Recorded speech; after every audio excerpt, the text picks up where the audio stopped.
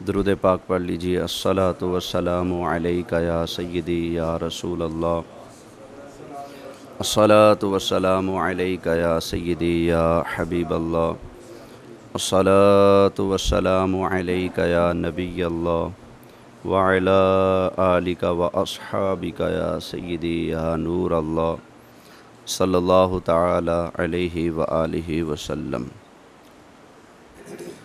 اللہ تعالیٰ کی توفیق سے، اللہ تعالیٰ کی عطا سے، اللہ کے فضل اور کرم سے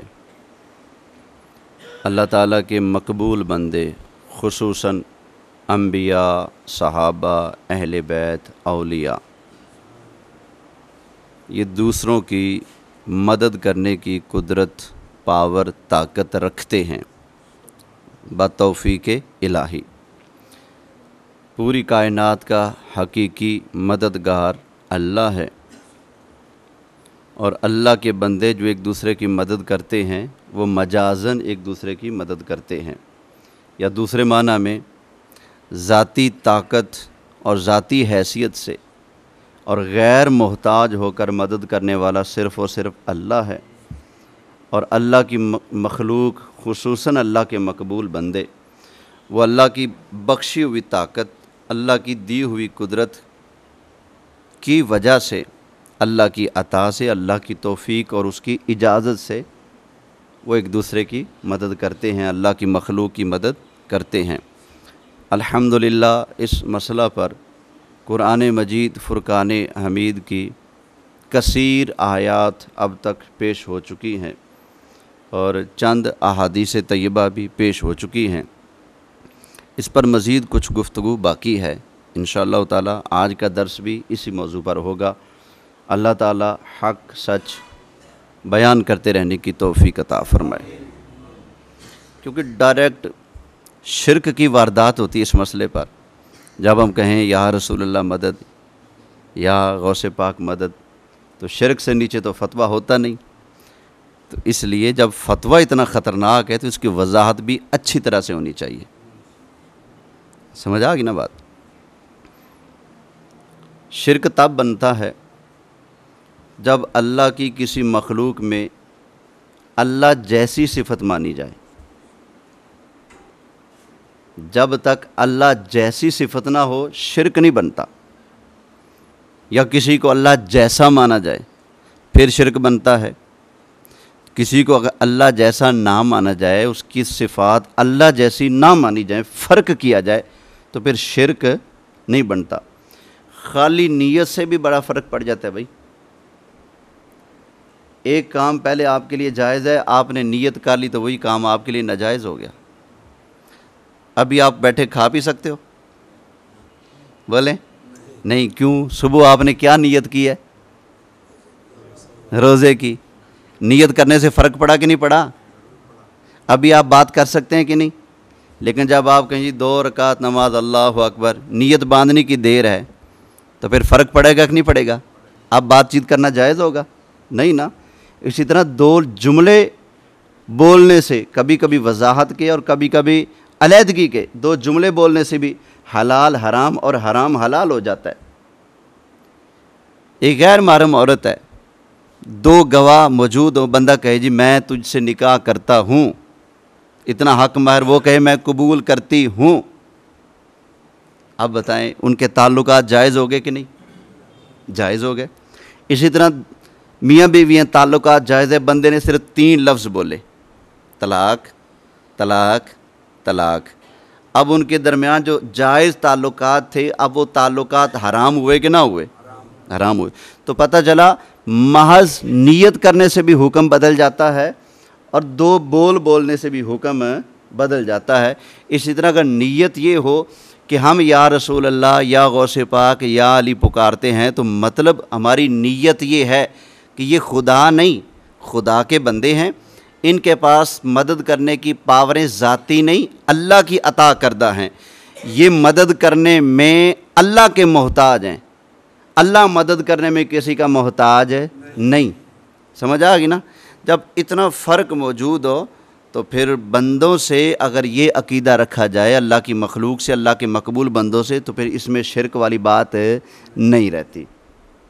سمجھ آ گئی نا بات؟ بعض اوقات لفظ ایک آ جاتا ہے، اللہ بھی مددگار، رسول بھی مددگار، تو لوگوں کو شک پڑتا ہے بھئی اللہ بھی مددگار، رسول بھی مددگار، مومن بھی مددگار، یہ تو برابری ہوگی، اور نہیں برابری ہوتی۔ یہ دیکھیں نا، اللہ دیکھتا ہے کہ نہیں؟ بولیں، دیکھتا ہے۔ میں اور آپ تو کیا برابری ہوگی؟ نہیں، اللہ خود دیکھتا ہے، ہم اللہ کے دکھانے سے دیکھتے ہیں۔ اللہ دیکھنے میں بھی کسی کا محتاج نہیں، اور مخلوق اپنی ہر شان میں اللہ کی محتاج ہے۔ آپ زندہ ہے کہ نہیں؟ میں بھی زندہ، اور اللہ، پڑھے نا آیت الکرسی، اللہ لا الہ الا ہو الحی القیوم، اللہ زندہ ہے اور قائم رکھنے والا ہے۔ اللہ بھی زندہ، میں بھی زندہ، آپ بھی زندہ۔ وہی لفظ اللہ کے لیے، وہی لفظ میرے لیے، وہی لفظ آپ کے لیے، سب کے لیے ایک لفظ بولا جا رہا ہے، لیکن کیا برابری ہو گئی؟ نہ، فرق زمین و آسمان سے بھی زیادہ کا ہے۔ اللہ زندہ ہونے میں کسی کا محتاج نہیں، ہم ہر چیز میں اللہ کے محتاج ہیں۔ اللہ ہمیشہ زندہ، اور ہم کیا ہمیشہ سے ہیں؟ نہیں، جب اللہ نے زندہ کیا تب سے زندہ، اور کیا ہمیشہ کے لیے زندہ ہیں؟ نہیں، جب تک اللہ کو منظور تب تک ہم زندہ۔ اسی طرح رسول اللہ بھی اللہ بھی مددگار، رسول اللہ بھی مددگار، صحابہ بھی مددگار، اولیاء بھی مددگار، لیکن فرق زمین و آسمان کا ہے۔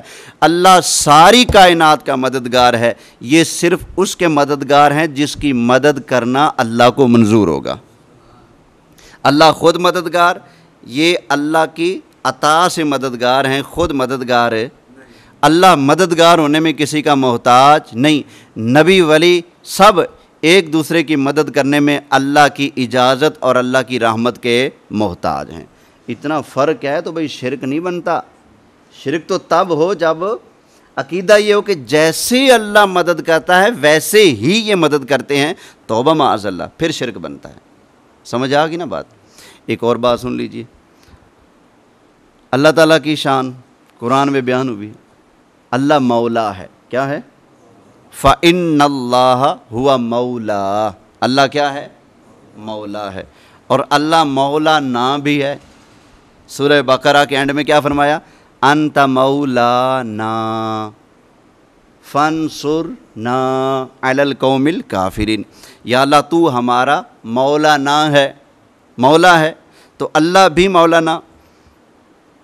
تو جب میری تقریر کا اعلان ہوتا ہے تو لوگ کیا اعلان کرتے ہیں؟ بولے مولانا۔ چلو ہمارے مسلک کے علاوہ کسی اور مسلک کا کوئی بندہ ہو، جب اس کی تقریر کا اعلان ہوتا ہے تو کیا ہوتا ہے؟ لفظ مولانا صاحب آئیں گے، مولانا صاحب آئیں، ایسے نا بھئی اللہ بھی مولانا، بندے بھی مولانا، کیا شرک ہو جائے گا؟ نہیں، لفظ آیا ہے لیکن معنی ایک جیسا۔ شرک تب ہوگا جب معنی بھی ایک ہو۔ فرق بہت ہے، مثلا اللہ مولانا ہے، وہ کھاتا کچھ نہیں، اور یہ مولانا چھوڑتے کچھ نہیں ہیں بھائی، اپنا ہو تو بھی کھا لیا، کسی نے دعوت پہ بلا لیا وہ لنگر بھی کھا لیا، 11ویں کا ملا تو وہ بھی کھا لیا، تیجے کا ملا تو وہ بھی کھا لیا۔ اللہ بھائی کچھ نہیں کھاتا اور یہ سب کچھ کھاتا ہے، فرق ہے کہ نہیں؟ اللہ خود مولانا، اس کو کسی نے مولانا نہیں بنایا، اور یہ مولانا بننے کے لیے پہلے مدرسے جائے گا، استادوں کے دبکے کھائے گا، سوٹے کھائے گا، ڈنڈے کھائے گا، محنتیں کرے گا، محنتیں کرنے کے بعد بھی جس کا دل آئے مولانا کہے، جس کا دل آئے ملا کہے۔ سمجھ آئی نا؟ اتنا فرق ہے بھائی۔ تو لفظ ایک آ جاتا ہے لیکن اس سے برابری نہیں ہوتی۔ سمجھ آ گئی نا؟ امید ہے یہ مسئلہ آپ کو اچھی طرح سمجھ آ گیا ہوگا۔ اب آگے چلتے ہیں، ایک حکایت سے آغاز کرتا ہوں۔ مولانا تھانوی صاحب نے ایک بات لکھی ہے، اپنے ملفوظات کے اندر بیان کی ہے۔ وہ کہتے ہیں کہ حضرت سلطان نظام الدین اولیاء رحمۃ اللہ تعالی علیہ، جو کہ اللہ کے بڑے مشہور ولی و گزرے ہیں، حضرت نظام الدین اولیاء رحمۃ اللہ علیہ، ان کی شریعت کی پاسداری اور شریعت پر عمل کرنا آپ کو بتا دوں. لوگ آپ کے پاس آئے, پیر صاحب بارش نہیں ہو رہی, بارش کی دعا کریں. فرمایا رکو میں آتا ہوں. گھر چلے گئے. گھر جا کر نا مٹھی میں ایک دھاگا لے کر آئے اور کہا یا اللہ یہ تیری اس بندی کے سر کے دوپٹے کا دھاگا ہے جس بندی کے سر کے بال زندگی میں کبھی بھی کسی غیر محرم نے نہیں دیکھے. ایسی خاتون کے دوپٹے کا دھاگا میرے سر میں ہے. یا اللہ اگر اس تیری مقبول بندی کا پردہ کرنا, شریعت پر عمل کرنا تجھے پسند ہے تو اسی کا صدقہ بارش عطا فرما. بس یہ صدقہ پیش کیا, فوراً اللہ نے بارش عطا کر دی. اور وہ کون تھی خاتون؟ وہ حضرت سلطان نظام الدین اولیاء رحمۃ اللہ تعالی علیہ کی اپنی والدہ تھی. جب والدہ ایسی ہوں گی تو پھر بیٹا تو پھر اللہ کا ولی ہوگا نا. تو حضرت نظام الدین اولیاء رحمۃ اللہ تعالی علیہ کے دور میں ایک ہندو تھا, جوگی تھا. اس نے اپنے فن کے اندر اتنی محنت کی, بڑی مشقت کی. اس نے اتنا کاریگر ہو چکا تھا کہ وہ کسی مریض پر توجہ ڈال کے اس کا مرض سلب کر لیتا تھا, اس کا مرض کھینچ لیتا تھا. کیا کر کے؟ توجہ کر کے.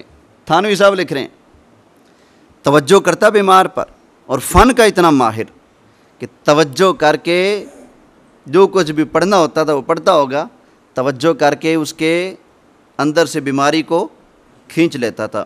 اور حضرت سلطان نظام الدین اولیاء رحمۃ اللہ علیہ, اللہ کے ولی کو ایک مرض ہو گیا, غشی طاری ہو جاتی تھی ان کے اوپر, بے ہوشی کا عالم ہو جاتا تھا.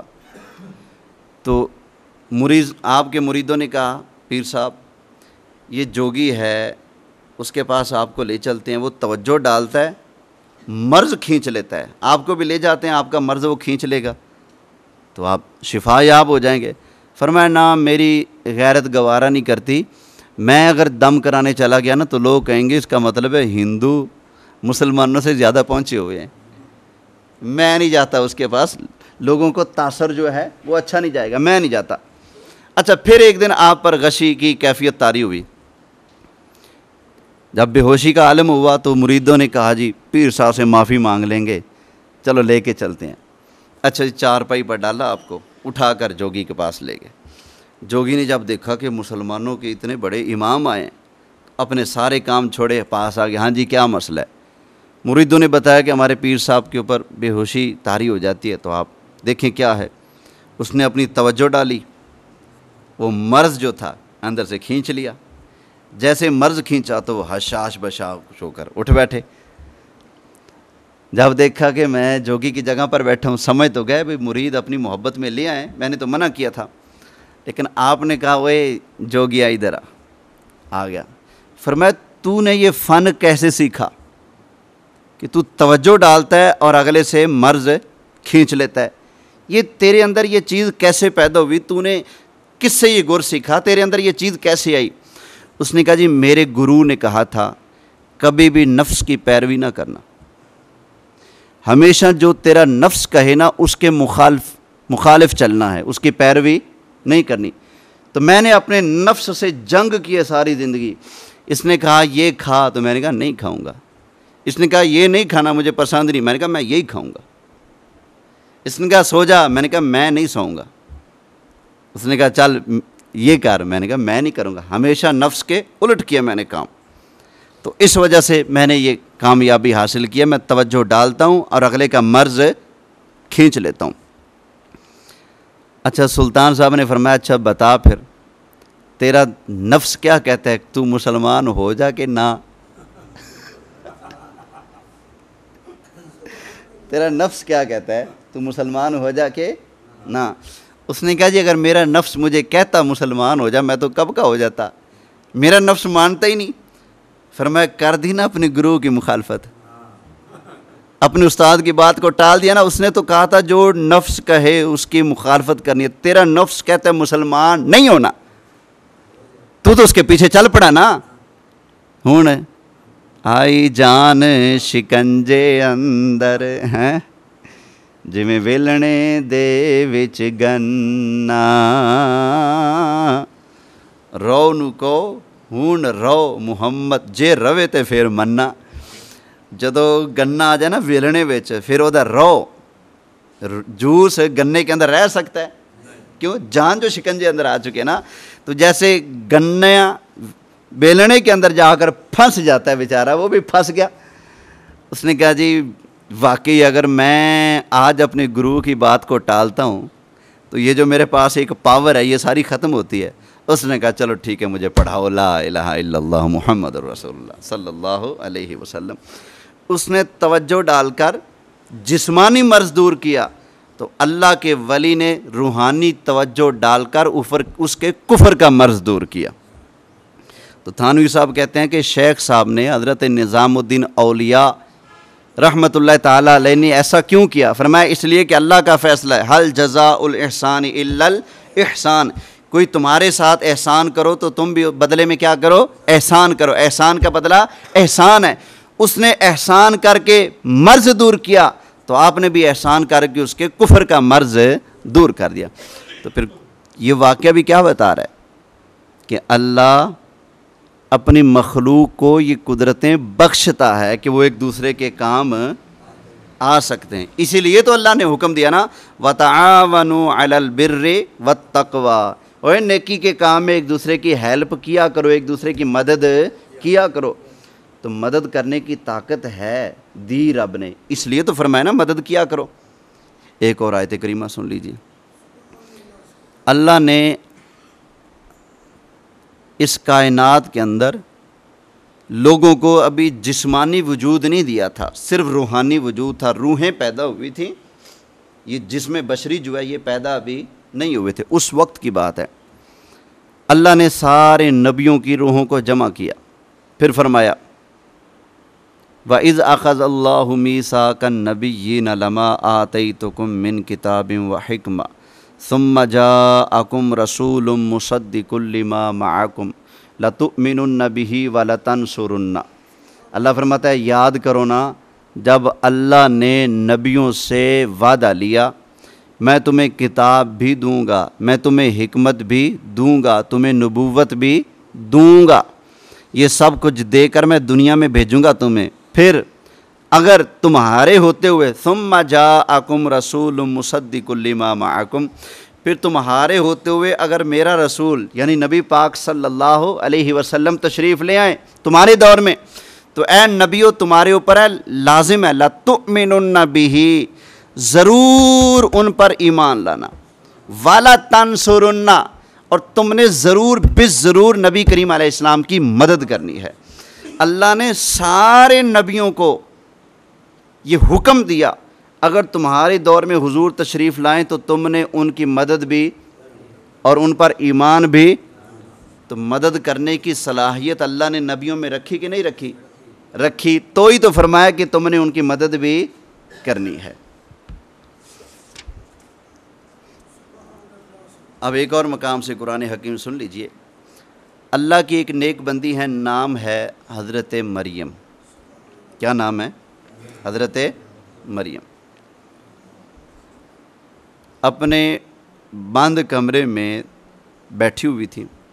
ये हज़रत मरियम वो हैं जब पैदा होने वाली थी ना, आपकी वालिदा ने गुमान किया कि मेरे पेट में बेटा है। तो उन्होंने अल्लाह की बारगाह में अर्ज़ की, इन्नी नज़रतु लका मा फ़ी बतनी मुहर्ररा, मेरे पेट में जो बेटा है ना, या अल्लाह मैंने इसको तेरे घर मस्जिद अक्सा की खिदमत के लिए वक़फ़ किया। जो बेटा मेरे पेट में ना, इसको मैंने मस्जिद अक्सा की खिदमत के लिए वक्फ़ किया। ये नीयत की। जब विलादत हुई तो देखा बेटी है, अर्ज़ की या अल्लाह ये तो बेटी है। तो अल्लाह ने जवाब दिया, अगर बेटा भी होता तो इस शान वाला ना होता जिस शान की मालिक ये बेटी है। बेटा भी होता तो इस शान का मालिक ना होता। तो अब सोचने लगे कि इसकी परवरिश कौन करेगा। किसी ने कहा जी इसको मैं इसकी कफ़ालत करूँगा, इसको अल्लाह अल्लाह करना मैं सिखाऊँगा। جو روحانی اسباق ہوتے ہیں وہ میں پڑھاؤں گا، کسی نے کہا میں پڑھاؤں گا، کسی نے کہا میں پڑھاؤں گا۔ آپ کے خالو تھے حضرت زکریہ علیہ السلام، آپ نے فرمایا میں اللہ کا نبی ہوں، ان کے روحانی جو مراتب ہے نا وہ میں طے کراؤں گا، میں ان کو اسباق پڑھاؤں گا۔ تو انہوں نے کہا جی نہیں، ہمارا حق ہے، ہماری برادری کی بچی ہے، ہم کریں گے۔ تو آخر انہوں نے کہا جی قرعہ ڈالیں، ایہم یکفل مریم، کون مریم کی کفالت کرے گا، چلو پرچی ڈالتے ہیں، لکھا بھی قرآن میں۔ پرچی ڈالی تو نام نکل آیا حضرت زکریہ کا، خالو کا۔ حضرت زکریہ نے ان کو پھر مسجد اقصیٰ کے ساتھ ایک بند کمرہ تھا، مسجد اقصیٰ کے ساتھ، اس میں ان کو رکھا اور وہاں جاتے ان کو اسباق وغیرہ پڑھاتے اور اللہ کا ذکر کرنا ان کو سکھاتے تھے حضرت مریم کو۔ جب جوانی کو پہنچ گئی، اسی کمرے میں بیٹھی ہوئی تھی، اچانک جبرائیل سامنے آ گئے خوبصورت جوان کے روپ میں۔ تو انہوں نے دیکھا تو کہا انی اعوذ بالرحمن منک ان کنت تقیہ، میں رحمان کی پناہ میں آتی ہوں، اگر تو خدا سے ڈرنے والا ہے نا تو پیچھے ہٹ جا، میں اللہ سے ڈرنے والی ہوں، میں تو پردہ کرنے والی ہوں، تو مہربانی کر پیچھے ہٹ جا، میں رحمان کی پناہ مانگتی ہوں تجھ سے۔ تو جبریل نے کہا گھبراؤ نہیں، انما انا رسول ربک لاہب لک غلاما زکیہ، کہا کہ فکر نہ کرو، میں تو آپ کے رب کا بھیجا ہوا نمائندہ جبرائیل ہوں۔ کہا اچھا جبریل بتاؤ پھر کیسے آئے ہو؟ کہا کہ لاہب لک غلاما زکیہ، تمہیں ایک نیک پاک صاف ستھرا لڑکا دینے کے لیے آیا ہوں، بچہ دینے کے لیے، پاک بیٹا تمہیں دینے آیا ہوں۔ تو انہوں نے کہا جبریل میرے ہاں بیٹا کیسے ہوگا، مجھے تو کسی مرد نے کبھی ٹچ نہیں کیا، میری تو شادی بھی نہیں ہوئی، نکاح ہی نہیں ہوا، تو میرے ہاں بیٹا کیسے ہوگا؟ کہا کہ اللہ کو یہی منظور ہے۔ بس اس کے بعد حضرت جبرائیل علیہ السلام نے حضرت مریم کے پاس ہو کر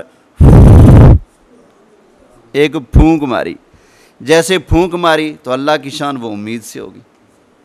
کچھ عرصے کے بعد حضرت عیسیٰ علیہ السلام کی ولادت ہوگی اللہ کے نبی کی۔ تو کیا پھونکوں سے امید لگتی ہے؟ نہیں، سبب جو ہمارے جو معاشرے میں عام طور پر ہے، اسباب کیا ہیں؟ ولادت کا سبب یہ ہے کہ نکاح ہو، نکاح کے بعد ان کی تعلقات قائم ہو تو پھر اللہ تعالیٰ اولاد کی نعمت سے مالا مال کرتا ہے، یہی ہے نا؟ تو بچے کی ولادت کا سبب یہ ہے کہ میاں بیوی آپس میں ملاقات کریں، بغیر اس سبب کے بچے کی ولادت نہیں ہوتی، سمجھ آ گئی نا؟ لیکن یہاں پر تو میاں ہے ہی نہیں، خامد ہے ہی نہیں، نہ شادی ہے، تو بغیر سبب کے جبریل نے بیٹا حضرت مریم کو دیا کہ نہیں؟ جبریل نے بیٹا دیا ہے، اور قرآن کے الفاظ ہیں لاہب لک، میں آپ کو بیٹا دوں، میں اس لیے آیا ہوں کہ میں آپ کو بیٹا دوں۔ تو بیٹے دینے والا تو اللہ ہے، تو جبریل کو بیٹا دینے والا کس نے بنایا؟ اللہ نے بنایا نا۔ تو جبریل کیا خود سے بیٹا دے رہے تھے؟ نہیں بھائی، بیٹا دینے والا اللہ، وہ دینے کی قدرت اور پاور دے کر جبریل کو اللہ نے بھیجا۔ اسی طرح مدد کرنے والا اللہ، تو مدد کرنے کی طاقت اور پاور دے کر اللہ نے نبیوں کو دنیا میں بھیجا۔ سمجھ آ گئی نا؟ اللہ نے ان کے اندر یہ صلاحیتیں رکھی ہوتی ہیں۔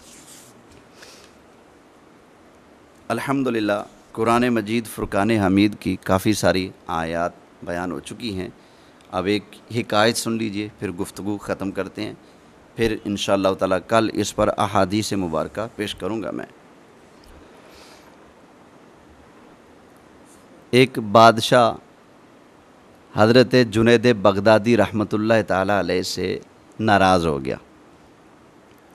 یہ واقعہ بھی تھانوی صاحب نے لکھا ہے، ان کی کتاب ہے امثال عبرت باب الکرامات، کرامت نمبر 2، وہاں پر یہ لکھا موجود ہے۔ بادشاہ حضرت جنید بغدادی رحمۃ اللہ تعالیٰ علیہ سے ناراض ہو گیا، بلا لیا اپنے پاس۔ تو آپ جب گئے بادشاہ کے پاس تو اپنے ایک مرید جن کا نام ہے حضرت شبلی، یہ دونوں پیر مرید اللہ کے ولی ہو گزرے ہیں، حضرت شبلی کو ساتھ لیا حضرت جنید بغدادی نے اور چلے گئے بادشاہ کے دربار میں۔ بادشاہ کا دربار لگا ہوا تھا، سامنے نیچے قالین بچھا ہوا ہے، ادھر دائیں بائیں وزیر وغیرہ بیٹھے ہوئے ہیں، سامنے قالین ہے، قالین کے اوپر ایک تصویر بنی ہوئی ہے شیر کی، جو سامنے بچھا ہوا ہے، شیر کی فوٹو بنی ہوئی ہے۔ حضرت جنید بغدادی اور آپ کا مرید حضرت شبلی دونوں سامنے آ کر کھڑے ہو گئے بادشاہ کے دربار میں۔ بادشاہ تخت پر بیٹھا ہوا ہے، پورے غصے کے ساتھ اور تکبرانہ لہجہ میں شروع ہو گیا، آپ یہ کرتے ہو، آپ یہ کرتے ہو، مخلوق کو ہم سے باغی کرتے ہو، ہم سے دور کرتے ہو، تم لوگوں نے اپنا کھاتا کھول رکھا ہے پیری مریدی کا۔ جو غصہ کرنا تھا اس کو کیا۔ حضرت جنید بغدادی آرام سے سنتے رہے، اللہ کے ولی تھے نا، بڑے حوصلے والے تھے، آرام سے سنتے رہے۔ لیکن جو ان کے مرید تھے نا، وہ پیر کی عقیدت تھی دل میں، بڑا پیار تھا، رہ نہ سکے کہ میرے پیر کی بے عزتی اور میں رہ سکوں، چپ نہ رہ سکے۔ تو وہ جو تصویر بنی تھی نا شیر کی، حضرت شبلی نے ترچھی نگاہ ڈالی ولایت کی شیر کے اوپر۔ وہ جو تصویر والا شیر تھا نا، تھانوی صاحب لکھتے ہیں وہ حقیقی شیر بن کے کھڑا ہو گیا۔ جب وہ حقیقی شیر بن کے کھڑا ہو گیا، بادشاہ باتیں کرتے کرتے دائیں بائیں دیکھ رہا تھا، اس کی توجہ سائڈ پر تھی اور وہ باتیں کر رہا تھا، بک بک کیے جا رہا تھا۔ ابھی اس نے شیر دیکھا نہیں تھا، حضرت جنید بغدادی نے دیکھا نا میرے مرید نے یہ کر دیا ہے، تو آپ نے جلدی سے اس کی کمر پر ہاتھ پھیرا اور نیچے دبایا۔ جیسے نیچے دبایا تو وہ دوبارہ نیچے بیٹھ گیا اور قالین کے اندر غائب ہو گیا، دوبارہ فوٹو بن گیا۔ بادشاہ پھر شروع اسی سپیڈ کے ساتھ۔ حضرت شبلی پھر نہ رہ سکے، جب نہ رہ سکے تو پھر وہی کام کیا۔ جیسے ولایت والی توجہ ڈالی تو وہ تصویر والا شیر حقیقی شیر بن کے کھڑا ہو گیا۔ جیسے وہ شیر بنا تو اب بادشاہ کی نظر پڑ گئی۔ اب بادشاہ جو غصے میں برس رہا تھا، اب اس کی تو ٹانگیں کانپنے لگیں، گھبرا گیا، زبان اس کا ساتھ نہ دے، گلا خشک ہو گیا، جملے اس کے منہ میں رہ گئے، بیچارے سے بولنا مشکل ہو گیا۔ تو حضرت جنید بغدادی نے جب دیکھا نا کہ یہ تو کام خراب ہو رہا ہے بادشاہ کا، تو آپ نے دوبارہ پھر ہاتھ مارا اور اس شیر کو دوبارہ تصویر بنا دیا۔ آپ نے فرمایا بادشاہ سلامت، ناراض نہ ہونا، آپ بادشاہ ہیں، ہم آپ کی رعایا ہیں، ہمیں یہی چاہیے کہ جائز کاموں میں آپ کی اتباع کریں، ناجائز کاموں میں آپ کی اتباع نہ کریں۔ باقی یہ میرا مرید ہے، یہ برداشت نہ کر سکا، اس لیے اس نے یہ کرامت دکھا دی اپنی، باقی بس مہربانی کریں، آپ اپنے راہ ہم اپنے راہ۔ بادشاہ نے کہا جی ٹھیک ہے جی، غلطی ہو گئی، آئندہ کے بعد ہم آپ کو تکلیف نہیں دیں گے۔ تو اب یہ دیکھیں نا، دو اللہ کے ولی ہیں، ایک اللہ نے یہ پاور دی ہے کہ وہ ولایت کی نظر ڈال کر تصویر والے شیر کو حقیقی شیر بنا رہا ہے، اور دوسرے ولی کو اللہ نے یہ پاور دی ہے کہ وہ ہاتھ مار کر حقیقی بنے ہوئے شیر کو دوبارہ تصویر کے اندر ڈھال رہا ہے۔ اب یہ دیکھ رہے ہیں، جب ایک ولی کی نگاہ میں اتنی طاقت ہے اور دوسرے ولی کے ہاتھ میں اتنی پاور ہے، تو جو اللہ کے محبوب صلی اللہ علیہ وسلم ہیں، ان کی نگاہ میں اور ان کے ہاتھوں میں اللہ نے کتنی پاوریں طاقتیں رکھی ہوں گی۔ سمجھ آئی نا؟ بخاری کی حدیث سن لیں، اب یہ موضوع سے مطابق آ گئی، اس لیے جلدی سے سنا دیتا ہوں۔ بحرین ہوا، سورج لگ گیا، نبی کریم علیہ السلام نے صحابہ کو جمع کیا، نماز پڑھانا شروع کی۔ بخاری کی حدیث ہے، نماز پڑھاتے پڑھاتے نبی کریم علیہ السلام نے اپنا قدم مبارک آگے اٹھایا، آگے رکھا، اپنی نظر مبارک اوپر اٹھائی، ہتھیلی ہاتھ مبارک اوپر کیا، یوں مٹھی بند کی حضور نے، پھر مٹھی کھول دی، ہاتھ نیچے کر لیا، قدم بھی پیچھے ہٹا لیا، نماز مکمل ہو گئی۔ نماز مکمل ہونے کے بعد صحابہ نے کہا یا رسول اللہ صلی اللہ علیہ وسلم، کیا ہم نے آج کے بعد نماز ایسے پڑھنی ہے جیسے آپ نے کیا؟ صحابہ نے نہیں یہ نہیں کہا کہ آقا غلطی کر دیا آپ نے، نماز میں بھلا ایسے کرتے ہیں، نہ، انہیں پتہ تھا یہ اللہ کے نبی ہیں، یہ جو کریں وہ شریعت بن جاتا ہے، سبحان اللہ۔ تو سرکار نے فرمایا نہیں، تم نے ایسی نہیں پڑھنی۔ آقا پھر آپ نے ایسا کیوں کیا، اس کی حکمت تو بتا دیں۔ فرمایا میں نماز پڑھ رہا تھا، میں نے ایسی نظر اٹھائی تو سامنے مجھے جنت دکھائی دی۔ آئے کیا دکھائی دی؟ ذرا آپ بھی دیکھیں ہمیں کیا دکھائی دیتا ہے، چھت دکھائی دیتی ہے بس، لیکن وہ اللہ کے نبی ہے نا۔ فرمایا ہمیں جنت دکھائی دی۔ قدم اٹھایا، فرمایا ہم نے قدم اٹھایا تو جنت میں رکھا، سبحان اللہ۔ کہاں رکھا؟ جنت میں رکھا۔ صحابہ کی نظروں میں وہ قدم یہاں ہے، اور حضور فرماتے ہیں وہ میرا قدم کہاں تھا؟